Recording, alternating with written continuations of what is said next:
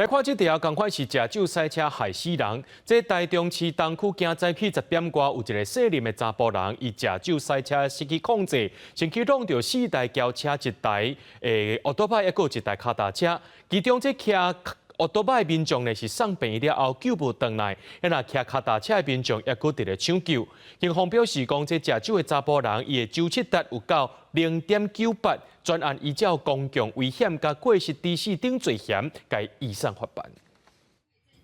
监视器翕到一台轿车高速通过路口，先弄头前汽车，机车骑士几人被弄飞，然后佫下到一台内驶轿车，还有一台脚踏车，吊水的车佫向前推动路边轿车了后，最后佫弄到面贴头前的条仔才停落来，连路顶也弄断去。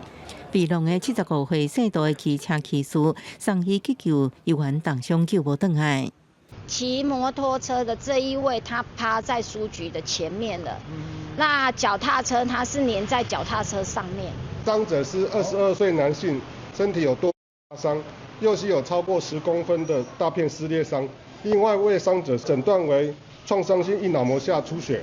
事故现场一片路苍苍，12早起10点外，姓林的查甫人赛车经过台中市东区自由路加进入路口，失控连弄几台车，对了家己受伤送医，还佫造成1死3伤。骑脚踏车的58岁姓尚的民众，因为头壳内出血，医院咧抢救，受影响的驾驶事后还佫是行刑。我往前开，然后我就突然发现我的右侧整个被醒过去，整个被撞到。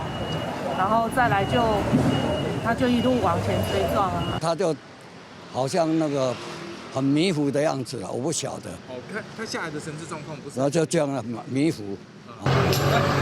林先生，起来，送医院了，快点！肇事姓林的查甫人了后坐伫涂骹，表情硬硬，无法度正常应答。警方进行酒测，伊的酒测高达0.98，超过标准价值。我们在现场实施酒测是超乎我们的酒测标准，可以依法公为移送。毒驾的部分，目前必须带医院抽血验尿，才能够确定是否有毒驾。警方调查发现，姓林的查甫人有毒品等真侪行政区，而且无照驾驶。去年底才因为竞速驾电动向骑车，伫今年8月被判刑2个月。警方幸好将其依照公共危险甲过失致死等罪嫌移送法办。记者综合报道。